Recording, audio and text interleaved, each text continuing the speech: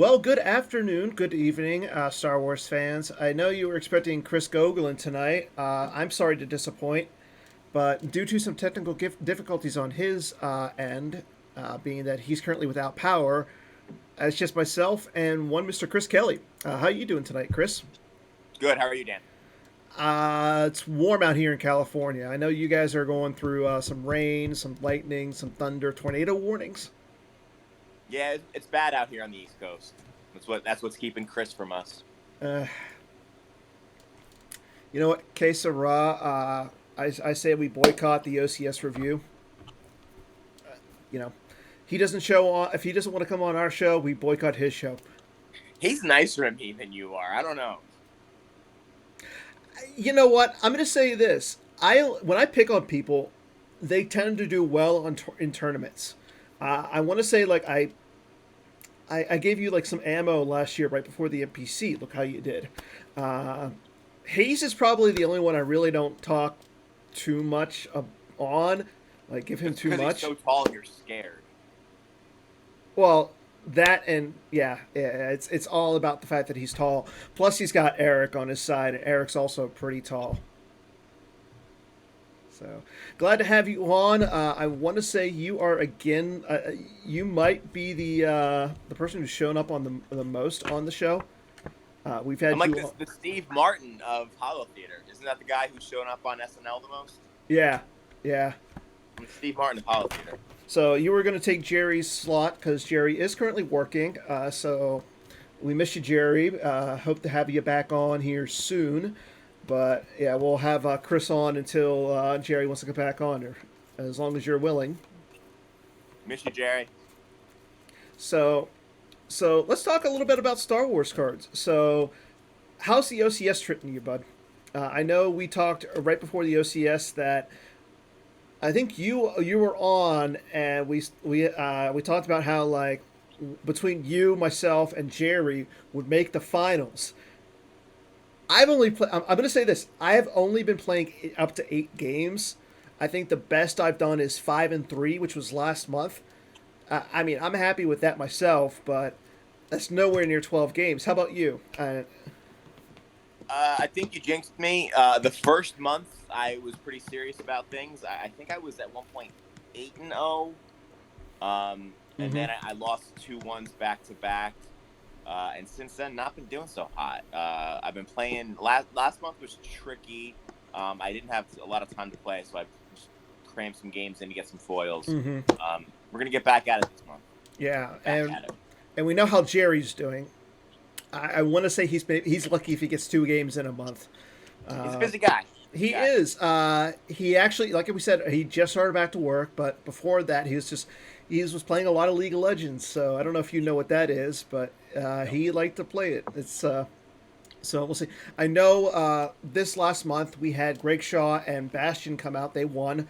So those are now they're locked in for this month, or they're locked in for the finals. Not going to get too much into the OCS, being that it's only what day 3 out of the month so far. I know there's a few people who are doing really well. I know Paul Myers was, at least last time I checked, he was sitting at something like 8-0. So we'll see. Oh, that guy's a beast. That Yeah, guy. That guy's a good player. And do he we plays a know lot. if he does he made the the playoffs yet? I don't think he's qualified. However, he has a ginormous lead on the at Mm, large, I think. So he's all but guaranteed. But either way, yeah, he's a great player. He'll qualify one way or the other for yeah. He's sure. currently sitting at 5-0. Besides him, the another undefeated is Eric Hunter, who's currently sitting at 3-0. And you know what? He's playing an interesting deck that a lot of people thought was dead, but you know what? Maybe in the hands of the right player, it isn't. He was actually playing our good friend Scotland Grell earlier with an OA. Okay. I played Eric earlier in an agents.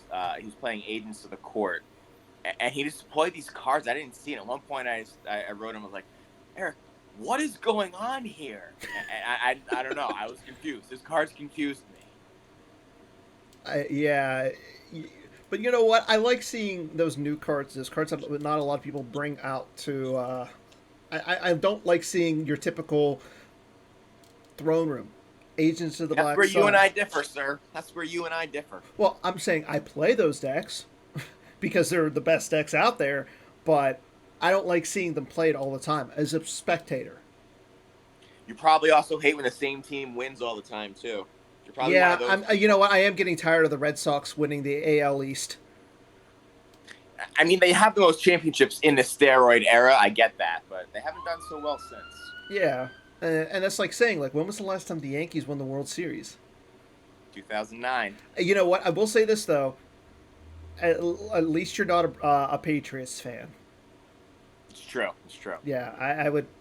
But that's besides the point. That's another topic. So yeah, let's talk a little bit about you, Chris. So how long have you actually been playing the game?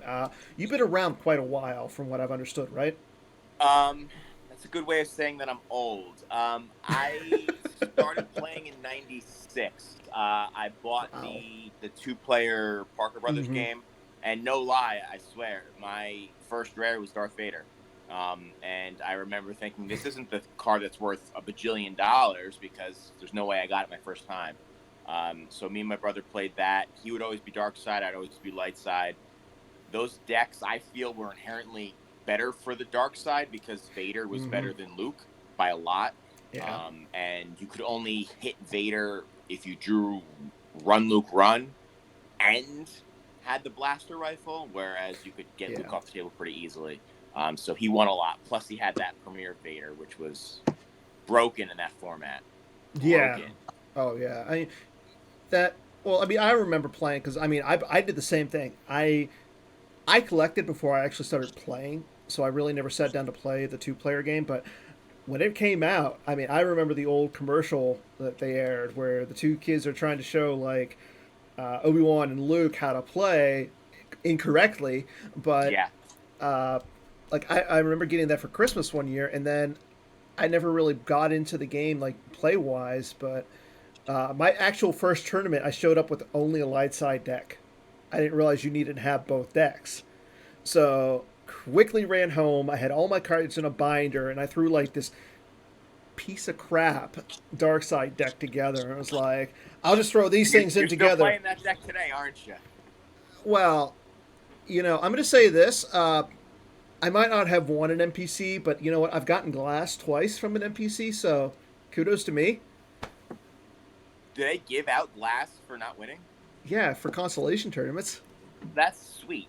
That's so nice of them. I know, right?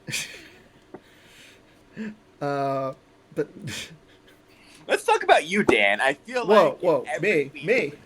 yeah, Okay. no, the viewers tune in and they hear all about the life stories of guests, but they never hear about Dan.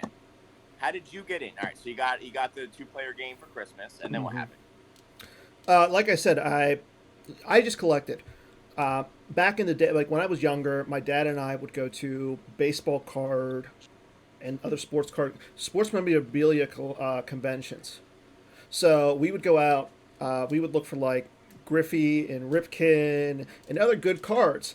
But I I just liked the Star Wars game. So he actually knew a guy who owned a photo store essentially, and he sold like a lot of memorabilia, and he had like boxes and boxes of various cards. So like the first thing I got like a couple packs of Hoth.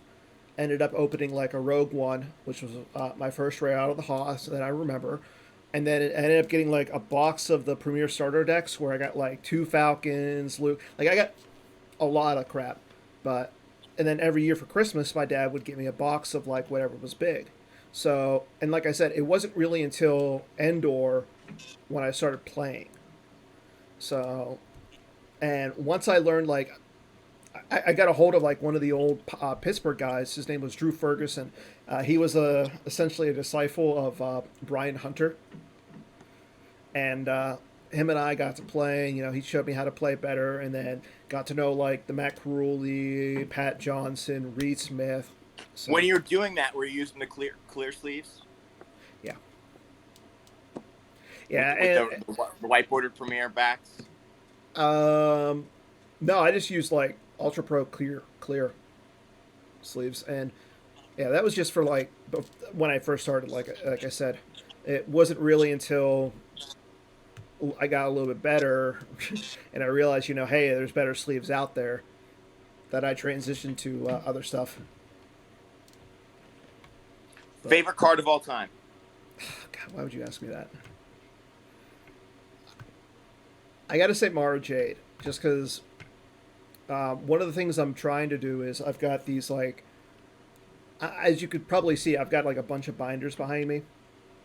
I try and fill up one page of a particular card. This is my favorite card, and I've got one binder that's like a 12.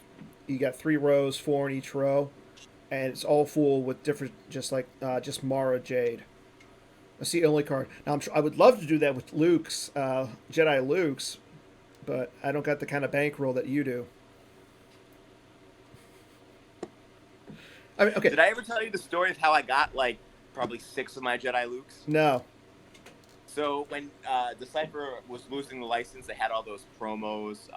If you sent in like 30-pack wrappers, you got something. yeah, And one time I bought a Reflections 2 box and threw the wrappers out. And then like the next week, Decipher announced some promo. If you kept your wrappers, you would get some foil. And I got mad. I was like, what the heck? I just threw them all out. So from that point forward, I saved every single one of my wrappers. mm-hmm. And then when they lost their license, they had this promo where if you bought a box and sent in 30 wrappers, they would send you a box. So I had all my wrappers. So I sent them all in. Wow. And got a bunch of Death Star 2. And in a thing that never happens to Chris Kelly, bank error in my favor, they sent, the next day I got a shipment with double the order. So they sent the order twice. So that's how I got a bunch of Jedi Lukes. Best pack. What is the best pack pool that you've ever had from a single pack? Gonna go with Reflections from Lord of the Rings. I got one of those packs that had all foils. But outside of that, I mean, in Star Wars, I never got a blank card. I never got a miscut card. I got those all off eBay. So I guess my first pack, Darth Vader. I was gonna say, so you've never bought like one single pack of like Reflections and pulled something? No, I would usually buy boxes when I was serious about the game. Mm-hmm. I first got serious in college. I went to Binghamton, and my play group and I, someone had like a vendor's license, so they could get the cheaper Mm-hmm. cost for cases. So we would just split a case, and it ended up being the cheapest way to get the new cards. So yeah, I don't ever, outside of the Premier Vader, my first pack, I don't ever remember like buying a single pack and getting a sweet pull. Mm-hmm. Yeah, I was gonna say the weirdest thing that's ever happened to me was, like you said, when I was in college, I would just buy random boxes. So I ended up buying a box of the first Reflections, and I kid you not, every card was light side. That would be really good in today's meta. Well, I mean, but yeah, you don't have like the good stuff like Luke Rebel. You don't have like the Jedi and Luke's. You don't have. It was just Reflections. So the best card was what? Luke Skywalker. Everything okay over in your house, Dan? Oh, protesting. Yeah, there's cops and everything just driving around, picking up protesters. And like I said, it's really warm, so of course the window's open. All right, what's your favorite deck of all time? Favorite deck? Oof. I'm gonna have to say the IG88 when it originally first, like the original pre-reset IG88. The only reason I'm saying this is right after that deck, right after that set came out with the IG88, Reed Smith and I built that. We tested it, and we ended up taking down to a Yavin 4 regionals. And this was the only tournament yet where I can actually say I've done better than Reed Smith. I want to say he went like 5-3, and I went like 6-2, and I just barely missed the top 8. OCS qualifier and continental champion Greg Shaw has a question in chat. Top 5 rappers of all time. Number 1, easy, Tatooine. No, Oh my gosh, you're so wrong. Reflections 3. No, it's Tatooine. Yeah. Tatooine. Why Tatooine? Because it has everything. It has the old trilogy. It has the new stuff. I also like Tatooine as a set. I like the idea of introducing a bunch of new power cards, and then the one of effects that help QMC and Rebel Strike Team and all Yeah. that. But And the Tatooine wrapper is the best wrapper. I will say this: the nice thing about Tatooine was the introduction of the AIs from the collector Yeah, standpoint.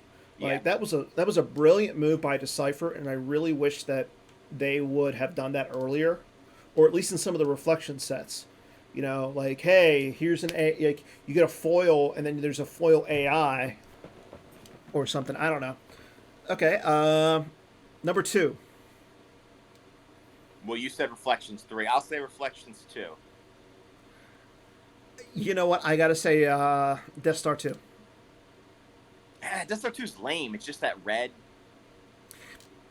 Come on, no. I mean, you got the Death Star on there. I mean, I don't know. I just like the look of it. Like, it's the end of the original 3 movies. It has like the Emperor, it has Vader, it has Luke in it. Has so many good cards, and just like opening those just feels so good. You know what's sweet is White Bordered Dagobah. That's a good wrapper. Yeah, that's a really White good one. Wrapper. And then come on, I mean, you got Theed's really good. Like all It's the good. Theed's good. I think Theed's better than Coruscant too. Like don't get Yeah, me I'll wrong, agree with that. Coruscant's a good set and it's a valuable set, but really, I like Theed. I mean, like Theed was the last for me. Theed was like the last like when it dropped. I got a box and I was just like, this is the best thing. I mean, don't get me wrong. I would have loved to have like kept it sealed now, but When Theed came out, I was obviously not good at life because the Darth Maul is obviously the best dark side card ever. But I yeah, like the Tatooine Maul. I was like, you get the blank people. It's so cool. You can force train over them. I'm not going to use this guy who has 2 lightsaber swings. what'd you do? Yeah. What'd you do? I don't know what I was thinking. I don't know. What'd you do? No, I'm just saying. Like back then, Oh, I rather thought you use the made like a. Tatooine I Maul. think I thought you made a Tatooine for Theed Maul trade, where you Oh traded the no, Theed no, for the Tatooine. I was just gonna say, come on. no, no. What other hot questions do we have in the chat? Um, Not a The lot worst so rapper is far. probably Cloud City. I'd say Cloud City's pretty bad. Jabba's Palace. No, see, for what they have, Jabba's Palace is cool. It's got the Rancor on it. It's like a cool kind of brown, I don't know. I just don't like the poop brown color of it. but it's Jabba's Palace. I don't know if it's hot. I don't know. Like I'm gonna so maybe it's just because of me because like I said, I got a lot of Jabba's Palace growing up, a lot. Granted, I got a lot Everyone of got a lot of Jabba's Palace. Dan. Great. I mean, but at the same time, Everyone. I got a lot of Cloud City too, and Cloud City was like the first like big set for me, like from a collecting standpoint, and B from like getting a binder standpoint. So Oh, when Cloud City came out, my friends and I split a box. We got Captain Han, Princess Leia, and Boba Fett. So we had to draft for them. And I wanted Princess Leia because all I wanted to do in my deck was have Leia and then play Warrior's Courage and get 3 Battle Destiny, which up to that point was not possible. Like I said, I used to be bad at this game. I still am. yeah, I was gonna say what happened over the years. Yeah, not much. Well, now I'm smart enough to know that EPP Mall's good. Um, Okay, so but I outside mean, of that, not so much progress. what would you say is okay? Do you have any good stories from like from tournaments or anything? I know I know you won the NPC and everybody's jealous of the fact that you had that kick-ass trophy, but there's got to be other like come on, you have to have like some other events like did you do like any like New York locals or anything that you did well at or anything? Did you have a story I from? mean, I don't know. Sometimes you get lucky and you ride a hot streak. When I won nationals, I lost my first game I played on time on lost piles by 1. And I just thought that was going to be a terrible start to the event. And then I just got hot. I don't know. You just get lucky sometimes. Mm-hmm. And matchups work out.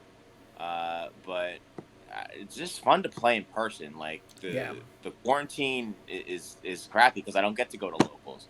I'm just thinking like, so my local, I luck out. Like I have a really great local group. Mm-hmm. I have Gogolin, who's going to be on tonight. I have Scott. Greg sometimes makes it out there. And I just remember there was a game Scott Lingrell and I were playing my Hiko versus his MKOS, and we're fighting back and forth over the Ewok village. He drops the sail barge there. He drops a bunch of guys there. We're going back and forth, and then like 3 battles later, Chris Gogolin walks over and is like, "How's the sail barge there?" And we're like, "It's exterior, bro." And then he points to the game text, and I'm like, "Ah." And I designed that card, and I forgot that you can't put the sail barge there. So we have fun, and we have fun. Yeah, and that stuff doesn't happen on Gen. Those funny Yeah. stories won't happen on Gen. yeah, they don't happen. It's like I want to say it was a major tournament where we had, and I'm not going to throw him under the bus, a certain world champion play a Diplo deck, and he went to deploy Qui-Gon with lightsaber. And he stayed on the table for a few turns until somebody walked over and was like, "How is Qui-Gon on the table?" It's a hard game. It's a hard Yeah. game. Everyone makes mistakes. It's tough. It is, but you know what? I will say this though. You said it when you're sitting across from an opponent and those things happen, or you learn like little things. Like it was at Endor. I learned that if you have a captured starship, if the starship that it captured, like say a star destroyer uses a tractor beam, captures your Tantive, you get rid of the star destroyer. Well, the Tantive doesn't go free; it goes to the lost pile. It goes Like, to the lost light pile. side lost pile. Yeah, Okay. like I never knew that. What happened in the movies? We never found out, did we? I don't know, but apparently the Tantive got free at some point because it's in episode 9. Is that a plot hole? That is a plot hole. There's no way the rebels went back and destroyed the Devastator and got their ship back. Probably not. I mean, you would think that the Imperials just placed the Tantive in some scrapyard and was like, we don't need this. Or maybe they let it go free because they had captives. It was a counselor ship for Alderaan. So, Maybe. don't Maybe know. they wafflinged it back and then just played Fly Casual. And then by episode 9, they had it. Well, like I said, I mean, it was in episode 9, so maybe we'll have we need design to make an episode 9 Tantive. It wouldn't be good because the episode 9 Force Lightning cancels its game text and puts it in Lost Pile. No, that's only like half your starship fleet. I don't know if you know about the light side meta. Tantive is half of their starships. You know what? I'm going to say this. Like, it was funny yesterday. I don't know if our viewers are in Slack. If you are not, I would recommend you highly getting into Slack. There's a bunch of chats. And I remember last night, for example, myself, Jerry, and a few other people were going back and looking at a lot of like the old Legacy cards. Do you remember the old Legacy Lady Luck with the stupid Lando that you could throw? You could reveal them both, pull the other one, and deploy them. And he drew Destiny on his own. Yeah. We need that card again. Did you play the Deep Hatred Legacy card if you like Mara Jade so much? You mean the Epic Duel one? Yeah, and like there was some weird glitch where like no matter what you could use her as ability 6. Like you didn't have to win the duel in order for that text to kick in. Yeah, it was interesting. It was weird. Like looking at a lot of like the Legacy stuff, I would love to go back and just get a lot of the old pictures that we had for cards and incorporate them into new stuff. Like, don't get me Talk wrong. to marketing about that. Yeah, I don't know who to talk to on marketing for that. Yeah. Yeah, that's not marketing. That's graphics.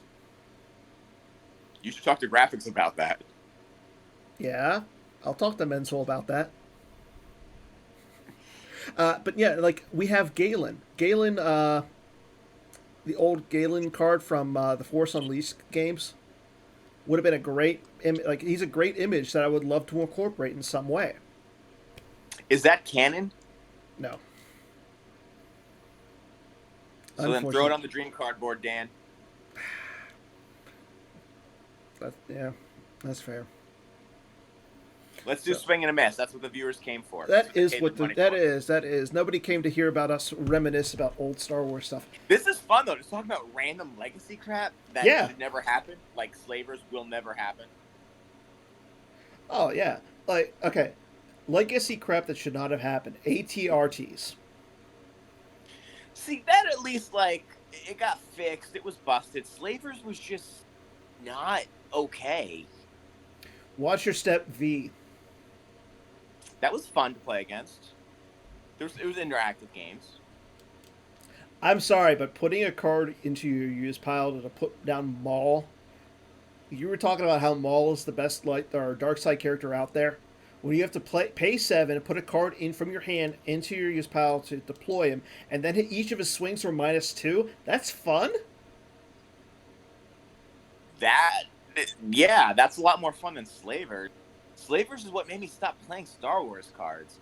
Jared Consker came to my house one day to play, and every time I did something, he stacked my card under his card, and like I was like, "Where are you getting this power bonus from?" He was like, "Oh, it's on the backside of my location." And I was like, "I'm out, dude. I'm out, bro." The backside of your location.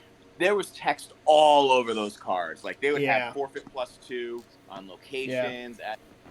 It was not a good time. I will say this. I do agree with you that I'm glad that we put the text limits on cards, because some of the old school cards were just a paragraph.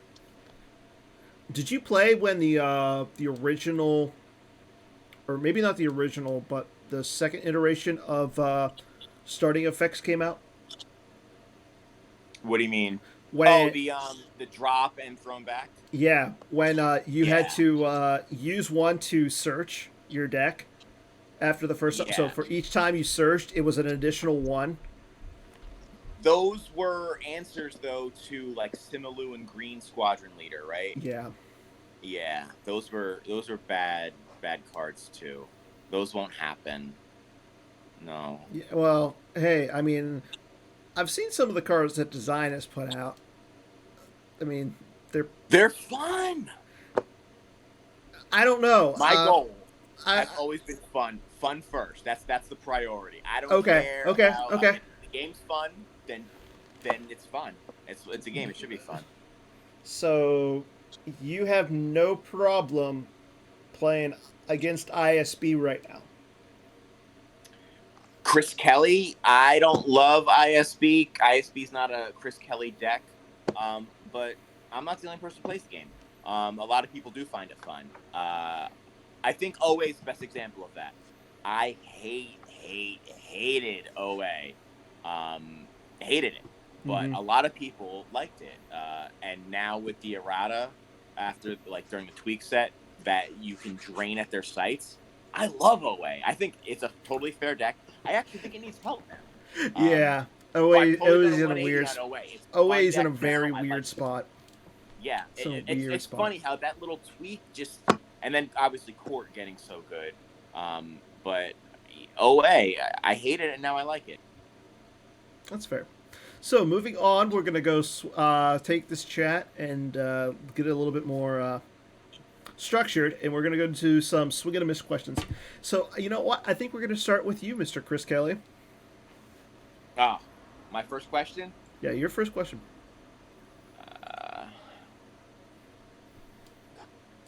There will be at least one more 12-0 in the Jawa Cup Brawl.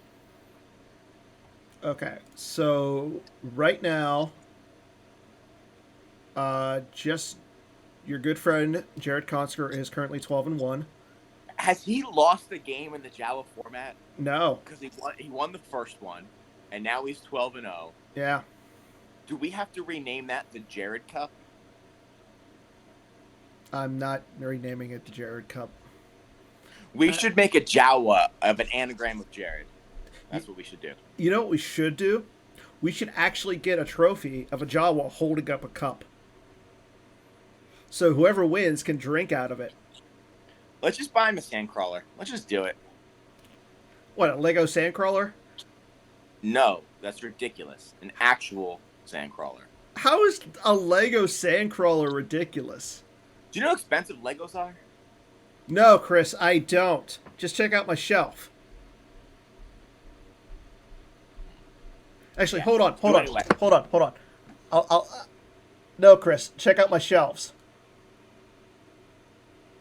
So get him a Sandcrawler. Get the kid a I Sandcrawler. actually don't have a Sandcrawler myself, so if we put Go up a win the Jawa Cup, you'll get one. You know what? Yeah, I was gonna say I haven't played a single game of the Jawa Cup. If I go 12-0 and win over JJD, will the PC buy me a Sandcrawler? Time out. Are you? Is it okay to schedule games in the Jawa Cup or no? No, it's open format. Oh, so I was gonna say if it was, I would fight you right now. Right after this game, I'd fight you in the Jawa Cup. Well, you are 3-0. All right. So back to the question. At least one more person to go 12-0 in the Jawa Cup. Okay, so looking at the list right now, you're 3-0. Echo Base Troopers 3-0. Taco Bill is 2-0. We got a few 1-0s, but I mean, and you don't start thinking about undefeated until you're like 8 or 9-0. I think until you're 8 or 9, it's not. That's it. Realistic. You're literally the only hope. Nah, that's not good. That's not good. That's not good. No, I'm gonna say miss. This is a huge miss. Okay. All right. Yeah. You know what? I'm gonna say this. Yeah. No. Okay.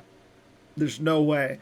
Just give the man the cup. Just let. I mean, think about this. He won the Jawa Cup. He came in second at the NPC to Hayes Hunter, and now he's going to win the Jawa Cup again. And considering that this year's Jawa Cup has good players in it, because like last year's there was no good players because they were all in the OCS. How could you say that? I can say that because it's true. Because the Jawa Cup last year literally was like, oh, if you made the playoffs for the OCS, you can't be in the Jawa Cup.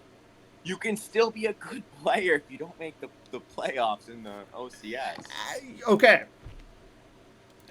I'm going to say this. I want to say I was in the top 10 of the Jawa Cup last year. That's a statement. There were 9 people ahead of you. I don't know. The Jawa Cup had a bunch of good players. But no, like, okay. So Joe Olsen Right has one game in the Jawa Cup. He's 0-1. Like, Bastion has lost a bunch of games in the Jawa Cup. He's played 11 games he's at 19 points. I don't want to do the math, but that's saying something. Like, literally, the closest person to Jared is Jared Napolitano, who's 11-1. Now, there is one other player who can go 11-1. I don't know who they are. Ryder on Gemp. So, like I said, you and Echo Base Trooper are the only hope. Keep it going, EBT. EBT is the man, by the way. Yeah. He is the man with all those stats. And honestly, everything he does in improvement, we were talking about text limits.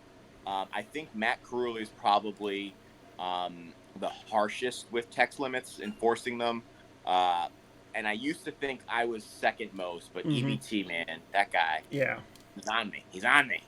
Good. At least somebody is. The amount of work he puts into this game, I don't think people comprehend or realize. It's everything he's done for the OCS stats and then behind the scenes proofing is remarkable. Yeah. You got to have that guy on the show. We do. I'll agree with you. Okay, so for my first question, OA is actually seeing a lot. We actually talked about it earlier. OA is seeing a little bit more play right now. Joe Olsen's playing it. Eric Hunter's playing it. We might be seeing a comeback of OA now that people are seeing that people are thinking it's dead, but maybe it's still a good deck. So OA is going to make a comeback this month. I will say it's a hit. I think not yet.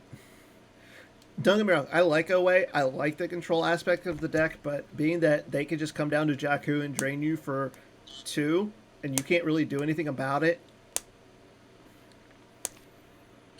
Well, I think it's a hit, and I'm sure there's something you can do if you control the Jakku system and they're draining you for 2, like play. It's a hit. You can do things. Yeah, that's okay. If you're playing against OA, I'm gonna save my grabber for it's a hit.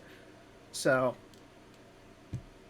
Then you're going to be doomed because it could be worse. touche. Okay.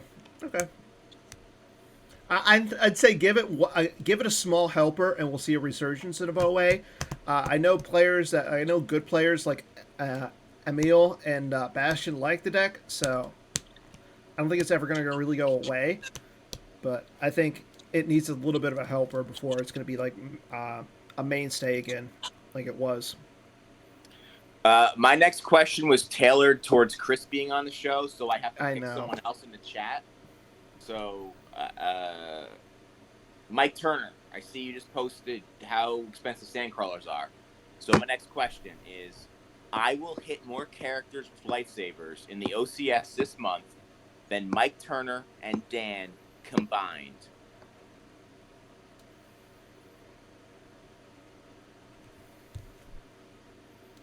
No. Swing and a miss. No. I totally will. How many games have you played this month? So far, none. But okay. All I do is play decks with high destiny and lightsabers. So, I'm going to say this. That's all I play anymore anyway. Same thing. What do you play for Darkside? What do you play for Darkside? Mind your business. What? Mind your business. What do you play for Darkside? I play decks with high destiny and lightsabers because you can Okay, what Darkside? Okay, so you play Hunt Down. Mind your business. Come on. What do you play for Darkside? Because we know that you only play Hitco or Throne Room. Because Hitco's not that. Yeah, I'm on Throne Room right now. Really? I mean, I'll say this much: I like the Hitco with. I like Hitco, and I'm going to say this: Justin Miyashiro actually got me onto it. He gave me his deck for the MPC Consolation Finals against Pat Johnson, and it would have gone a little bit different for me, but I did something kind of stupid and it cost me the match. But I actually like his build, and I like being able to draw a 6 against ISB. Don't get me wrong. Yeah, my thought, especially like before the errata, was Throne Room and Hicko were very similar. After, obviously, they kind of are different, which I like more. But Throne Room, I think, is better than Hitco. I like Hitco going into the NPC last year because I always felt if you whiffed with Throne Room, it could be a bad game. Yeah. And the chances aren't that great, but it can happen. And if you have a whiff with Throne Room, it can cost you the match. Yeah. Whereas with Hitco, you're not really going to whiff. And you might not win as often, but in match play, it was a little closer. So that was my thought going into the NPC. But now that the errata's there, they kind of are good decks. I personally wouldn't mind seeing Throne Room take another back seat because there are more fair mains platforms that don't go first and that give up battlegrounds. Mm-hmm. Yeah. But that was my thought on it. I mean, the nice thing about Hitco is I like the fact that if you're flipped, you get to look at the top 2 cards of your your reserve deck or your control phase, and I like the retrieval.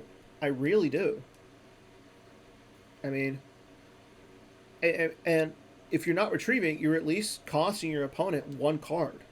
Yeah. So either way, you're gaining a card. Yeah, it helps in damage races.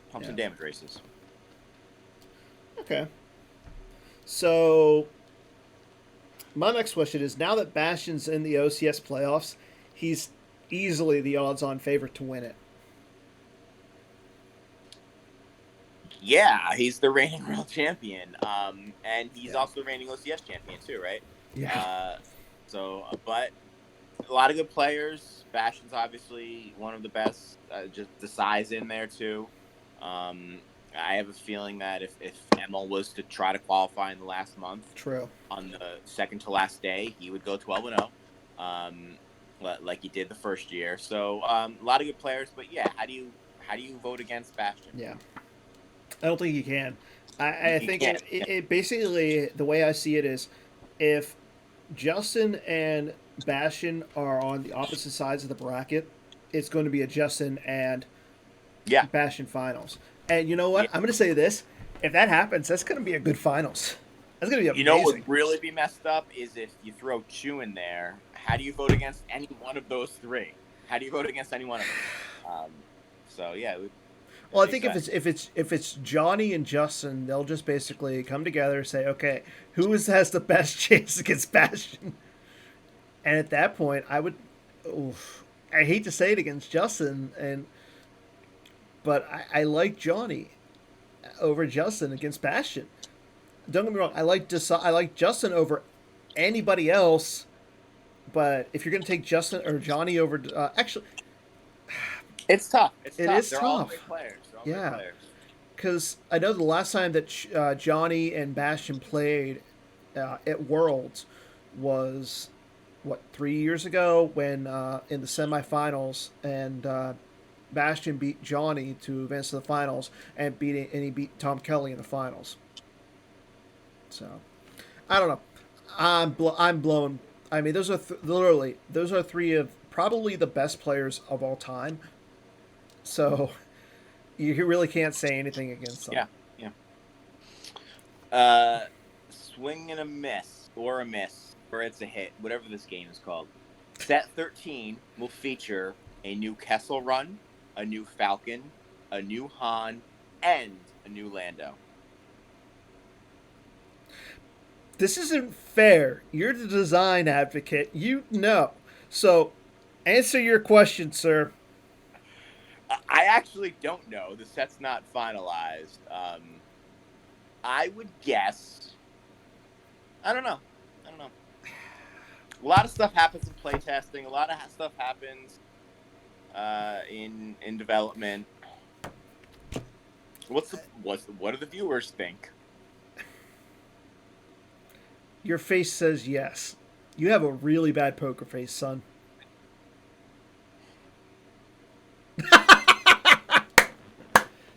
So okay, you know what? I'm going to say this from the standpoint of we had Gossi on last week. He's actually gone on record saying it is going to be a solo theme. So it makes sense that there's a new Han. Solo was a movie that had a new Lando, a young version of Lando, had a new Falcon, a nice shiny version of the Falcon. So will we see a new Falcon? Maybe less power, but well, it can hold a little bit more stuff because that Falcon was able to hold stuff until Han just decided to ditch it.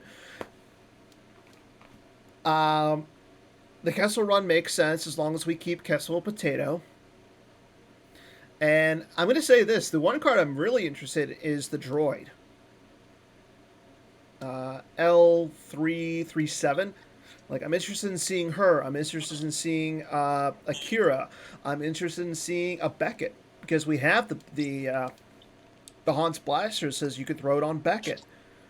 So you know what? I'm excited for this set. I'm excited for the possibilities. So I think this gonna be fun.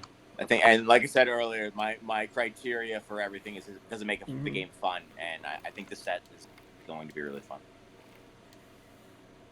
It's good. So we did talk about a little bit on the OCS. So currently, Paul Myers, as we discussed, is undefeated. He's 5-0. He'll continue to be successful and go at least 11-1 this month.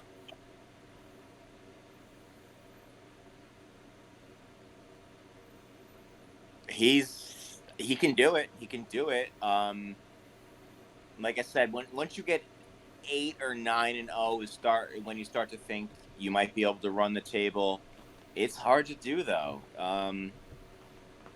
It's hard to do. Greg was just Yeah. 11-1. He won Continentals. An outstanding top tier player. Yeah. Yeah. If the matchups fall your way, you can do it. You Yeah. can do it. That's a great. Yeah. Okay. I think you got what? Two more? I have two more. Number 4.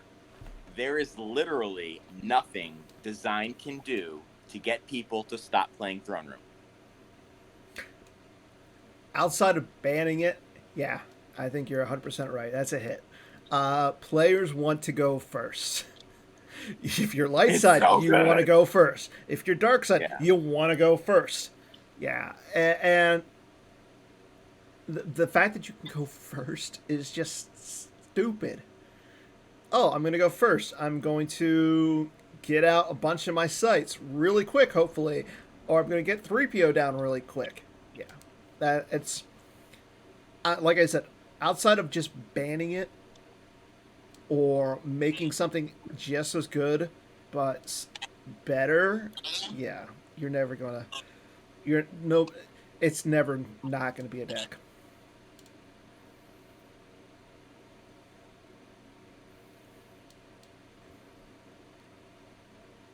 Your turn, Dan. Oh, I was waiting for your answer, Oh, Mister. my I'm on answer. three. I'm on Throne Room this month. I think there are things design can do to dissuade people from playing Throne Room and or encourage other things. However, at the end of the day, going first is going first, and people love nostalgia. Yeah, Yeah. and if people think it's fun, more power to them. As long as the game's fun, but I think out after set 13, I would be surprised if Throne Room has as big of a share of the light side decks at the meta Interesting. at the next major after set 13. I would hope Throne Room would have less of a light side share of the meta. Okay. Interesting. But I don't think that number will ever be zero. No. No. It's just one of those, like you said it. It's really reliable, especially with all the cards now. Unless you get throne roomed, essentially, where you don't get your activation early on, which is now a lot harder with cards like a Rescue in the Clouds. It's I'll play also it. say I think Throne Room for me is a little bit like Hunt Down in that I don't ever want it to never ever be an option because Yeah. it keeps a lot of decks in check. I always, back when we played with physical cards, would want to keep Hunt Down in the Throne Room playtest deck there because if you're running a BS cheesy deck, you got to make sure it has an answer for those two. Yeah. So it does kind of keep the cheese down a little bit, but Mm-hmm. so it does have a positive Yeah. impact. But yeah, I don't think a lot of people would mind if it has less of a share of the meta. Great. Okay, so my next question. So we saw it last year in the OCS playoffs. We had a battle of the Chris's, where literally yourself, Chris Goglin, and Chris Worst were in the same corner of the bracket. Uh, so in a battle of the Chris's, Worst is still the best. We're talking general Star Wars CCG Star playing Wars skill. CCG, Star Wars CCG playing skills right now. Worst is the top Chris. Who is there? There's Worfs, Gogolin, uh, myself, Schoenthal, uh, Westergaard. Westergaard. I mean, there's a lot of good players there. I would probably. Oh, I mean, how Menzel, do you Chris Menzel. Menzel? Yeah, if you guys know any other Chris's, let us know. Speaking with just skill and not personality, because there's a lot of good guys there. Uh-huh. Like a bunch of those people make my good guy list. But yeah, Worfs obviously beat everyone, so he would get it, and then I'd say Gogolin after that. I haven't. I played Schoenthal one time, and it was in Legacy. And obviously Chris Westergaard has great decks. So yeah, they're all good, but I'd say Worfs has the Chris style. Chris Terwilliger. Forgot about him. I haven't played him in forever, so Yeah, I was yeah. gonna say. I think last time I played him was at Worlds, and I want to say I beat him. So if you lose to me, that's saying something. Yeah, I'd say Worfs then Gogolin. So you're Just putting because yourself. Worfs is So more. you're putting yourself behind Goglin. Yeah, go. Yeah, yeah. How many majors has Gogolin won? Anyone can get lucky. Anyone can get hot. You've won I 2, correct? Yeah, but I've also had really good playtesting partners. Yeah, no, Goglin's a great player. Worf's a great player. And I've said before, like in my play group, I'm probably the worst. Jared Napolitano is burning things up right now. Konsker, you just went through his resume. Tom Kelly is Tom Kelly. So yeah, no, I've gotten lucky a few times, and that's great. Which is cool that you can show up to a major and just get hot, draw the right destiny. Well, Yeah, I was going to say, really did you play Gogolin at the NPC when you won it? I did. Did you beat him? I mean, technically, but I'm going to say this: if nothing else, Chris Kelly is a very humble person. nah, it's a game that involves skill and luck, and you need both to win a major. And I think that particular day, I had skill and luck. I'm going to say this: if we have a Worlds this year, or when we have Worlds this year, I want to have you, Werfs, Gogolin, and any other Chris's who show up sit down, 1v1, see who the best Chris is, and we're going to get a sword or something made just so there can be a Highlander. There can only be one Chris. It's got to be a lightsaber. But yeah, my money would be on Werfs because when we did the battle in the OCS. Okay. He keeps the battle. So we're going to do this, everybody. Worlds this year, Battle of the Chris's, Highlander battle. There can only be one. Next year, we'll do it for Justin's.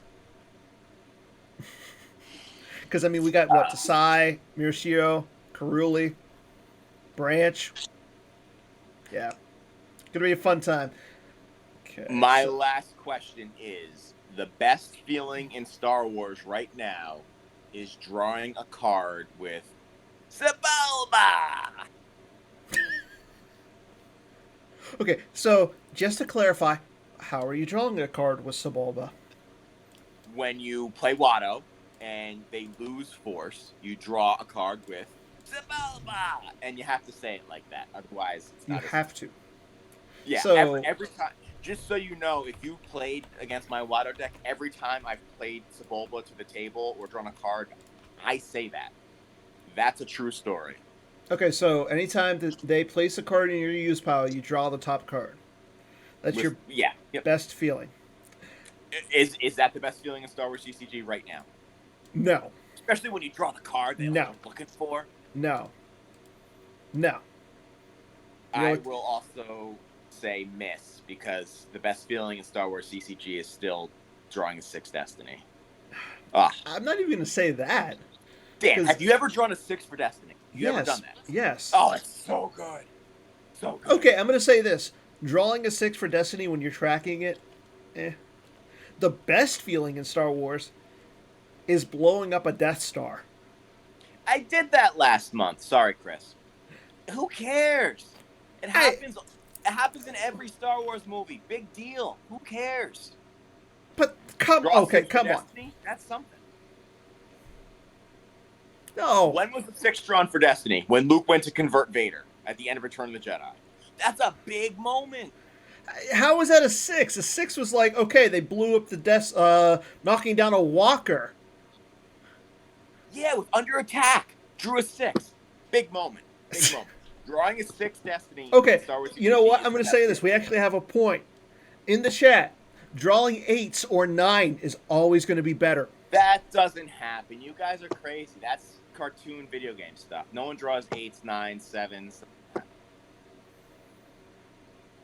So what we're hearing is Chris Kelly has never played Invasion. I have. I mean, that's what I do. Yay. But, like, when you flip that 6 over, you're like, boom. Okay. What if you draw a 6 to blow up the Death Star?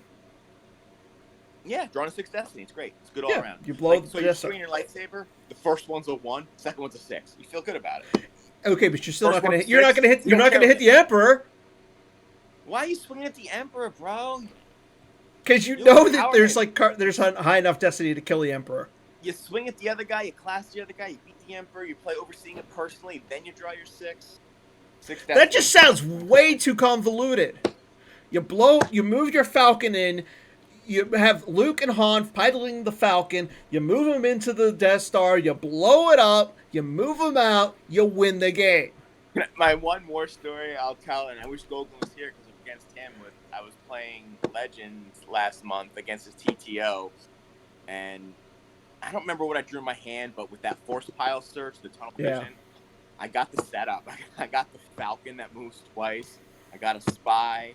I got Rey, and I got Ahsoka. All dropped them at the Death Star, move it in twice, and I think I blew up the Death Star. Which is probably the quickest to get. I'm sorry. Yeah, I was gonna say I did that. I did that against Joe Pinto at Endor. I had Han, Jedi Luke, on the Falcon, moved it in, blew up his Death Star. So fun. And with Han or Rey on the Falcon, like you don't have to worry about movement destiny or anything like that. And they must be thinking like, what are you doing all these turns while I'm causing damage? Like just wait, and then boom, boom, and then Death Star's blown up. Ewoks are happy. 6 Destinies are drawn. It's great. It's great. Yeah, then you got to go search the Death Star to find some triangle. You know what? You always have to remember when you blow up a Death Star, kids. Never forget this. Remember to leave Destiny for your movement Destiny out of the Death Star. Otherwise, your happy moment becomes a tragic hero, and someone goes down with the space station. But at that point, though, come on, the Death Star's blown up. Yeah, but we live in a world of heroes, Dan, and we want our heroes to come back. Yeah, and Justin just had to remind me what happened in the. You know what, Justin? I tracked that. I knew that 6 was there. Yeah, that's besides the point. Okay, so I think we got one question left. It's my question. This guy is going to go 8-4 in the OCS this month or better. Me. Sure. Okay. At least somebody votes with confidence in me. Okay, that was Swing and a Miss for this week. I said we go into card of the week. So. You or me first? I always like to start with my co-host, so that week it is you. You did a Dark Side card, if I remember. Yeah, I was going back and forth. To be honest, I wanted my card of the week because I just love that guy. I'm fighting with my play group as to whether or not he should be even in the deck, and everyone who disagrees with me is wrong. So I was going to go with him, and then I was going to go with actually Navariano because it's Destiny 6. That's a good card. It's so good against everything that wants to kill your undercover spy or no idea. It's so good. But I couldn't do that because I hate that card. So I'm going with Enter the Bureaucrat because that can change a game. It can. Like if you don't have an answer for that, no, it's gonna be a hard time. It's gonna be a rough game. It's a good one. Well, I think I went with something. I mean, I don't play it. I mean, I know it's a Destiny 5 immediate effect that can just kill your opponent's strains and stuff, but yeah, it's just like one of those. For me, it's always like a 63rd or 64th card.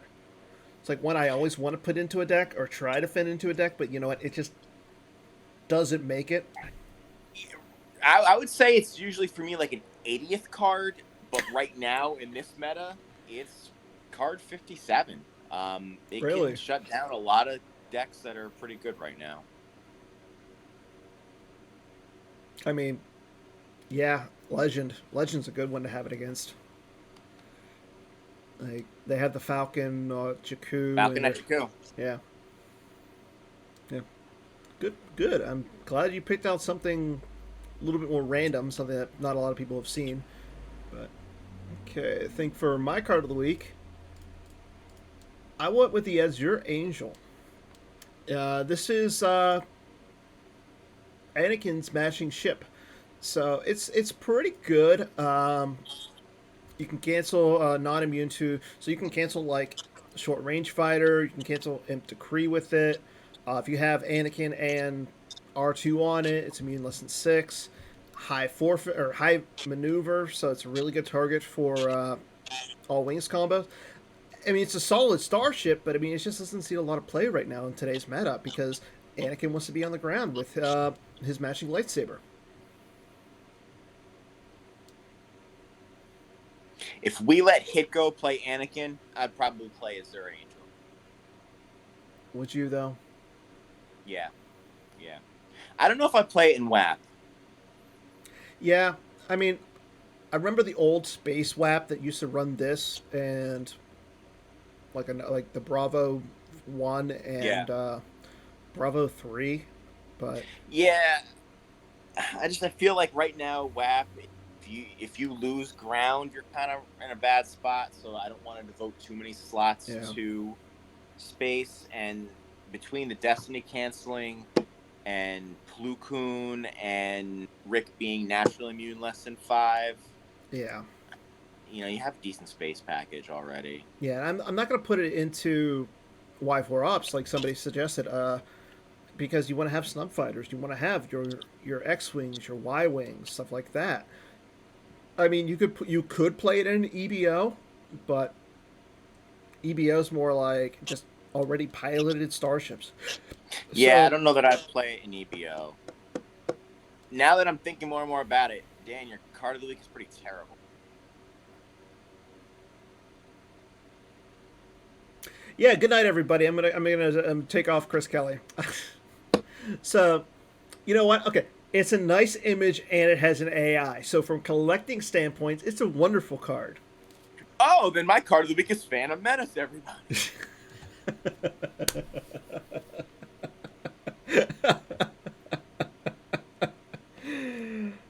You've always got jokes. Okay, so got a few more things to cover before we end tonight's show. First being, we didn't have anybody complete last week's deck building challenge, so no winners to say this week. What was it? What was it last week? Last week was Jerry's play Sabak 3 times. Isn't there a shield that stops you from doing that? Thank you. So we're going to go with something a little bit more fun. Is it going to be play Harvest 5 times and hope they don't have code clearance? No, this one's right up your alley, Chris. So we want you to cross Vader with Hitko. So you were telling me earlier that you guys designed Hitko with the intentions of possibly being able to cross Vader with Anakin Skywalker. So yeah, chalk this up to my Darth Maul story of I don't know anything about Star Wars.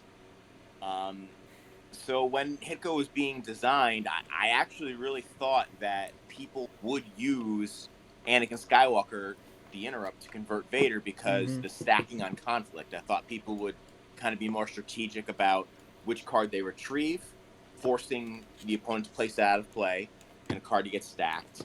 And then, boom, you'd play Anakin Skywalker to convert Vader. That's actually why there's that obscure text on the back that people probably don't even realize that if you do cross Vader, Hitko can't be flipped because he brought balance. And then also, Prophecy of the Force retrieves a card with Anakin in title. Yeah. That was originally put there for 2 reasons. One, you could ditch the interrupt Anakin Skywalker early on to Force Drain, and then once you got the setup going, you could retrieve it into hand and play it.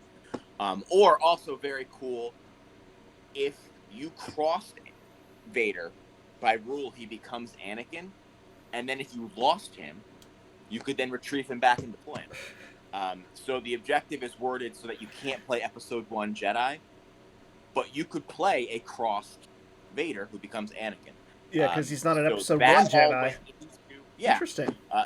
That all went into the design of the objective and has never happened. So make it happen. There we go. Make it happen. Somebody make it happen. This is for everybody. Gemp. So cross Vader and see if Gemp realizes that you can retrieve him then with Prophecy. This is a good test for Gemp. So not only will you be winning a prize, which I'm sorry to say, we're changing it from the big uh, legend objective to something else, something that I'm hoping to have ready for next week that will actually spoil once we have our winner. So, Dan, you still owe me a prize. yes, I owe you a good printout of the last. Um, I owe you a good copy of episode or set 12's V slips. Is it on foil paper? No, Yeah, make it on foil paper. I no. deserve it. For what? Well, you know what? I'll make it on foil paper if you spell this next card right. Ah! I want you to close your browser so that way you're not watching on Twitch because I know you're in the Twitch chat. Will I be able to see it on my phone or no? No, no, because your phone's on Discord, correct? Okay, yeah. You will not be able to see it on Discord. Okay. Yes, yes, I realize I owe you two, Nutritious. So you're gonna get those. I just need a better printer. Okay. So your spelling card challenge is Darkside Alien from Coruscant. Darkside. Darkside. Is the Darkside Alien from Coruscant, Grotto Werribee. Okay. I could do the light side one of Philo Gandish because I played that one. Yeah, that's why I didn't pick that one. G-R-O-T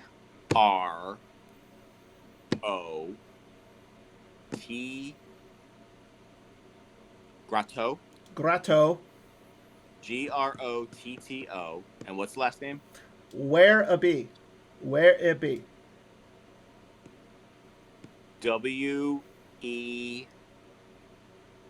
W-E-R-R-I-B-E. Is that your final answer? Yeah. So close. You got Grotto right. Werribee.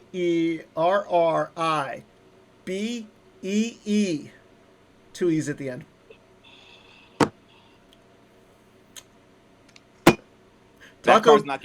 Taco Bill is still the only person to do this.